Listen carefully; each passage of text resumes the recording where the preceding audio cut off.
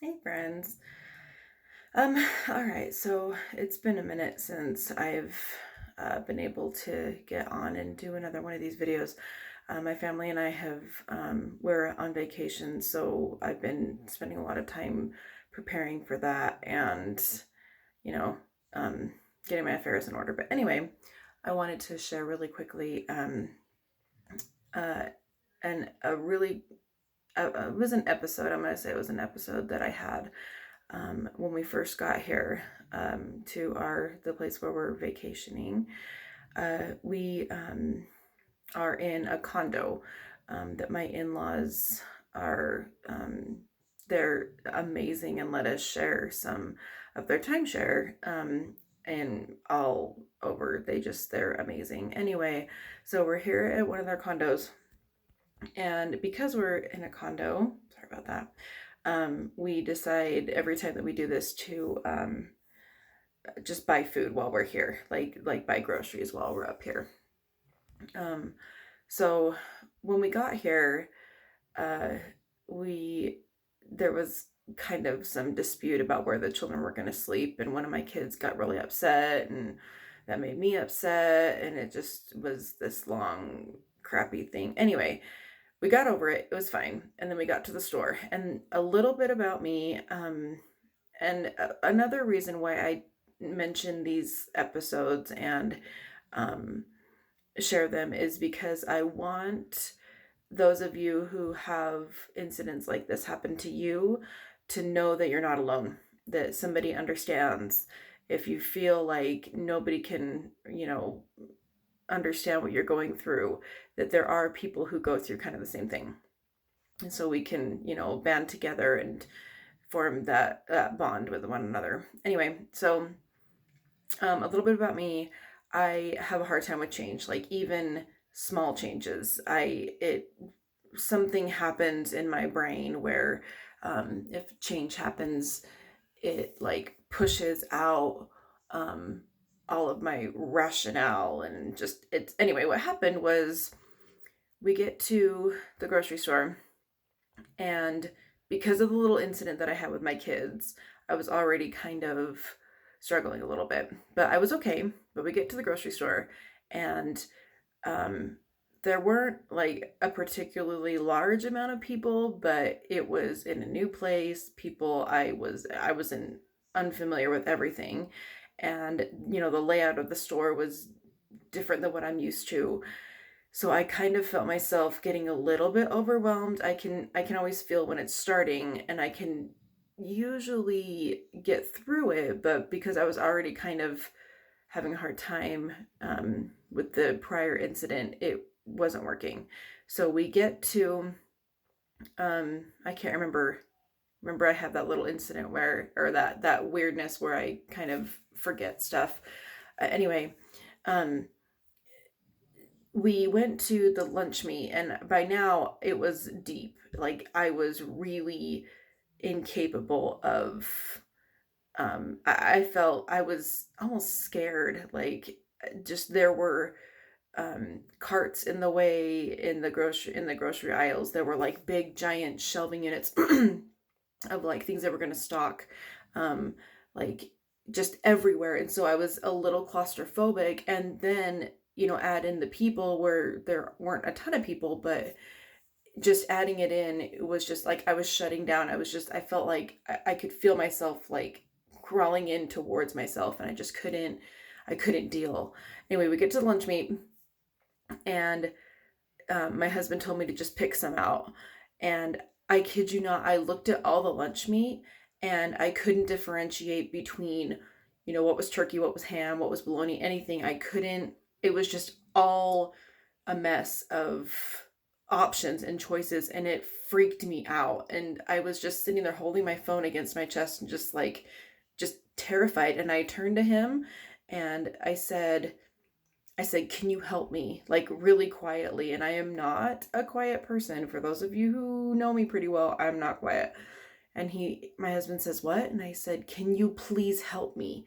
And he says, yeah, because he knows me so well. He can see when things like that are happening. So he stepped in, and was able to get it. And then the rest of the time throughout the grocery store, I was just clutching because it was anything I could hold, and I was holding my phone. So I just clutched it against my chest and, wandered around aimlessly, basically followed my husband because I did not know what was going on. I couldn't process anything. So um, we get to um, the checkout line, we check out, and we walked out of the grocery store, and I was like unburdened. Like I could just feel that tension lift off of me. And my husband says, "Are you doing better now?" And I told him I was, but just, I don't have claustrophobia. I don't have a fear of crowds. I don't have anything like that. But the anxiety when it's already setting in um, can lead me down um, that path where I'm incapable of control. So if that happens to you, please understand you're not alone. However, it's really important to have a support system. Um, if Here's the other thing that I've been kind of thinking a little bit about. If somebody is offering to help you in any way, um, like if they say, if you need anything, let me know, or, how can I help? You need to believe that they want to help you. And the hardest part about that is letting them help you. Um, in my experience, for the most part, people who want to help, who offer their help, really do want to help. So if you need help, like it's hard for me to ask for help, but I was sitting there in front of the lunch meat, incapable of reading even what it was. And so I turned to my husband and I said, "Can you help me?" Um, and for the most part, people do want to help. So allow them to help you. Okay, that's actually not what I really wanted to get to today. Um, what I wanted to talk about was, oh my heavens, what was I going to talk about? Let's see. Oh, not okay. So a lot of depression, side effects of that disease are thinking that everything's your fault. And I remember days where I would just sit there wallowing and just being so upset because people hate me, or I would basically make up stories. But what it all boiled down to was that it was somehow my fault. Everything was. I was talking to a friend of mine who had been mentioned before, um, and she was saying that she was telling her therapist that she's like, everything's my fault and blah blah blah. And he said that it mimics, or it is very closely related to, a form of a God complex, simply because um, if you believe that everything is your fault, then by extension, that means that you have control over everything. Now, obviously, we know that's not true. We don't have control over everything. So everything rationally cannot be our fault. So there's a matter of figuring out what you can control and what you can't control. I had to understand that when you get into those moments, though, where you're just overcome with grief and anger and despair, that you can't get yourself out of that, then you do feel like it's all your fault. However, I did notice, and I thought this was kind of funny when I started really reflecting on this, is that back in the day when I was really struggling, I was in that moment. I was in that all the time where I always thought everything was my fault.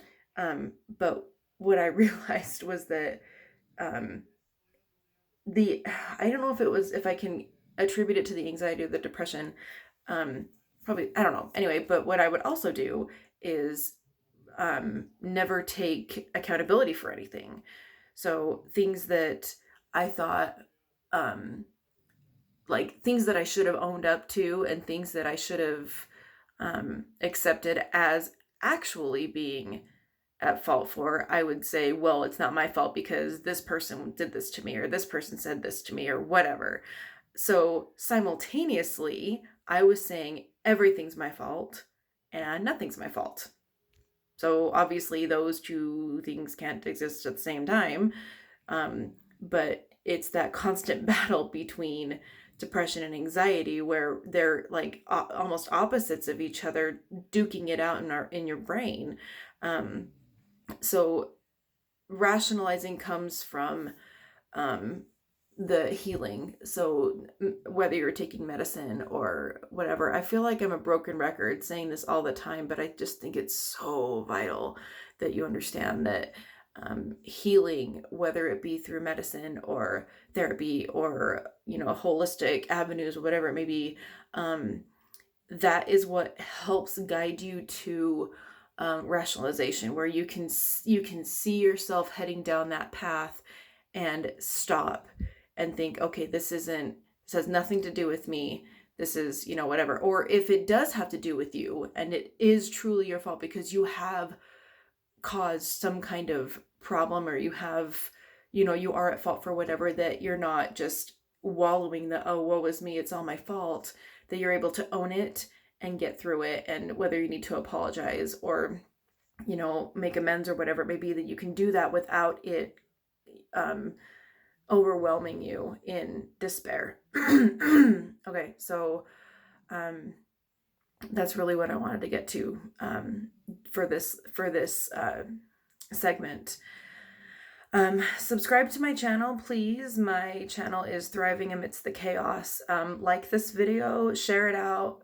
If you have anybody that could maybe benefit from watching this or any of my other videos, I greatly appreciate it. I think it's important that we talk about the nitty-gritty of these mental illnesses, these diseases, and we can grow and help others through it. So yeah, go ahead and subscribe to my channel, and I love you all, and I'll see you soon.